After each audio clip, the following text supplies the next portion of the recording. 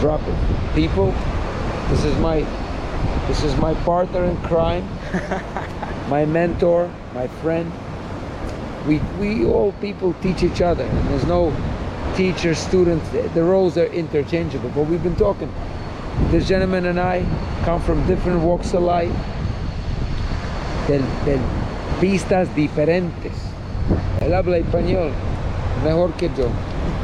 Estamos aquí en el océano, we are in the ocean aquí, and that's my paddle board right there. I'm the sky. A little windy. So we're talking about being for each other. You know, calling a friend and never forgetting that we all here as one. Yes. All is one. Today, maybe you feel one way. I feel, look at that boat. Look at that boat. Beautiful. That's what me and him are gonna get. But a little bit different.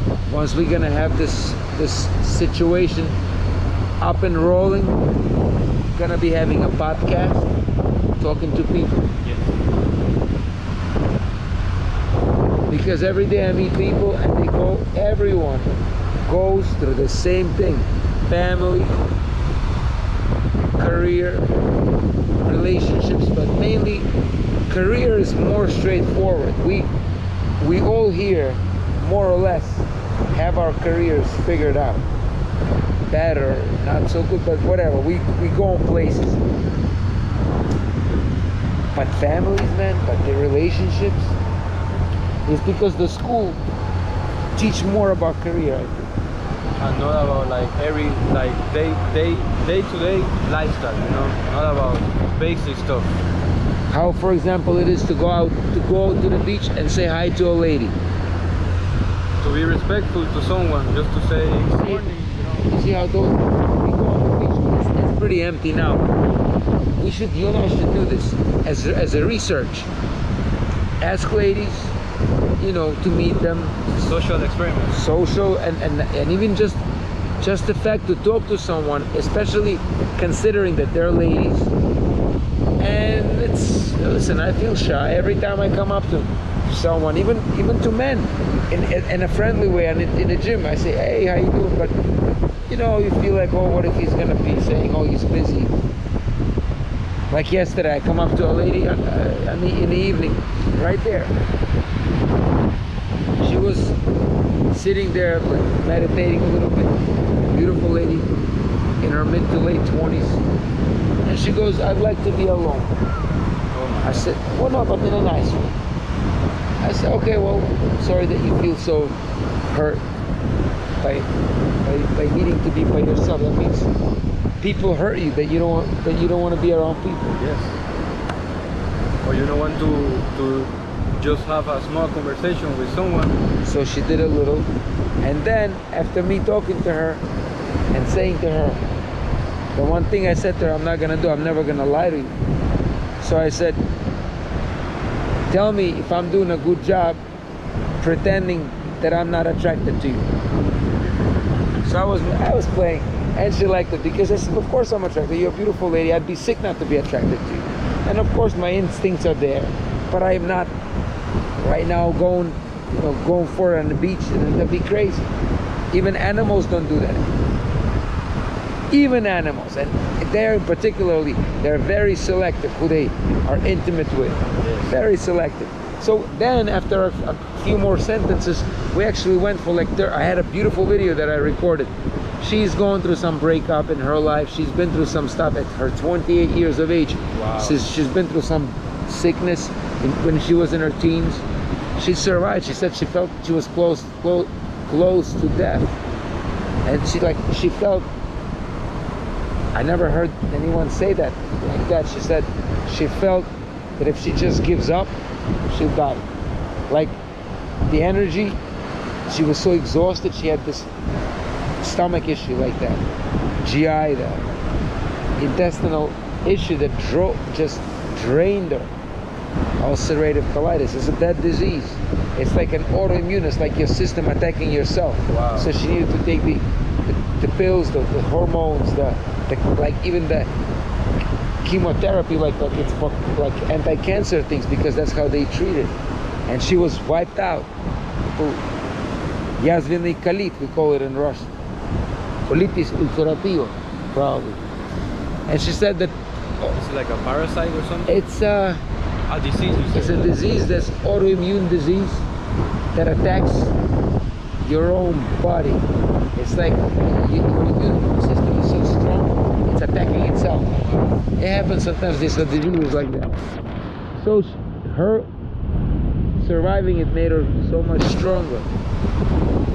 So you know, we had a nice conversation. We paddled all over, like all over here. And then I said, let's go have dinner up in my apartment. I said, look, if you think I'm trying to have sex with you, that's not entirely true. Even though, of course, I'm attracted, but that's not my point. You see, women think that we want to get them in bed. Yeah, but she just broke up. She's going through a lot of stuff. She broke up, but her mentally, she's still in it and thinking one way. She's 28, the guy's 25. I tell her, that's too young. Yes. We talk about that. Oh, but he's immature. Oh, but he doesn't know where I said, well, yeah. What do you expect? Because a mature guy would not act the way he's acting. I'm not saying I was always, I did bad things too. Hopefully I don't do them again. So what we want to say to people is to be respectful. Yes. Friendly, Be kind. Yes. and be there. Like me and Oscar, we agreed to have dinner. He had certain things, I understand. We still talk, we still communicate. No grudges, because I know he's coming from a sincere place. Yes. No, I could have just said like, oh, Abraham, this and that, but I was honest. I like being honest.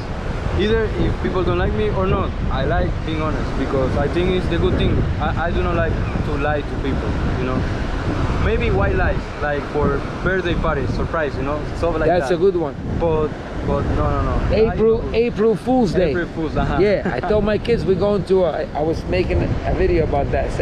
I used to tell my kids we're going to some piano because they hate piano practice. So I said we're going to piano practice. I said it's not a day for it. I said, well, we do one extra today, or we go wrestling practice. And then I take them to Target to buy them toys. I said, April Fool's Day. But after a year or two, they knew. They said, nah, we don't trust you, You're taking us to buy us toys. No, we're going to the dentist. And we're actually going to, that happened to me when we just got here. My little sister, we told her, hey, we're going to the dentist. Like, oh, why are we going to the dentist today? It's April Fool's. But we went to Orlando, to Disney. How old were you then? Huh? How old were you then? I was like 17, she was like 13, 12. She really believed that we actually was going to the dentist. So you took her to or your family? My family, my family and I took her to. It was a surprise for her.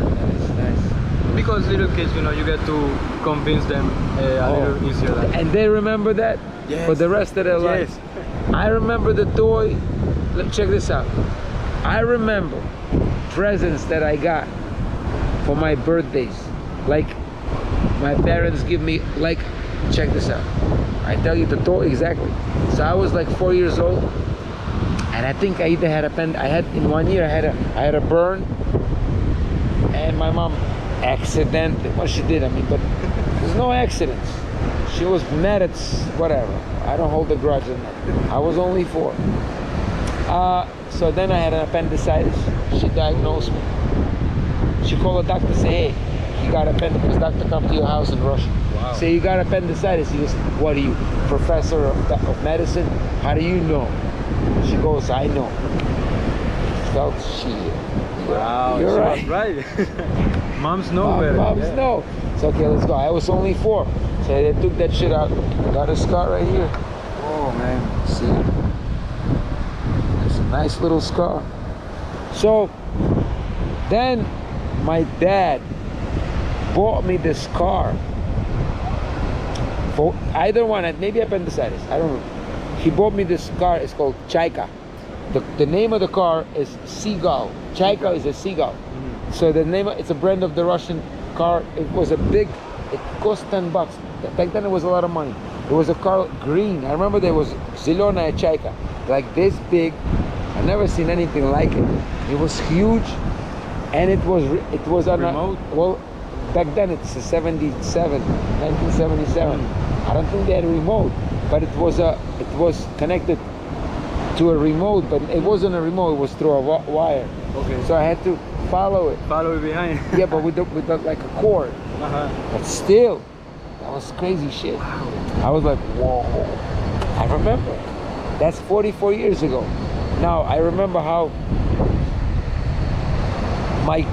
my dad bought me goalkeeper's gloves for football, for soccer. Oh, yes, yes. Ooh.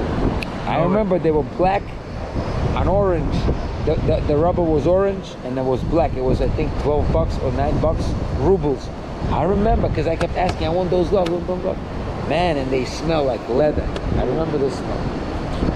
So all these things we remember. A Russian goalkeeper idol, I think, Yashin. Yashin, uh-huh. Black Spider. See the guy? Black knows. Spider, yes. Yeah, man, he's considered the best ever goalie. Lev Yashin. Yes. Leo Yashin in the 60s. I never saw him play. He passed away now. But anyway, check this out. We're gonna tell people to respect each other, love each other.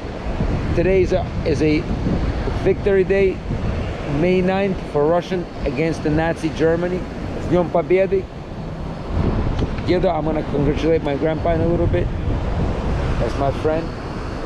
And I said we'll be right back.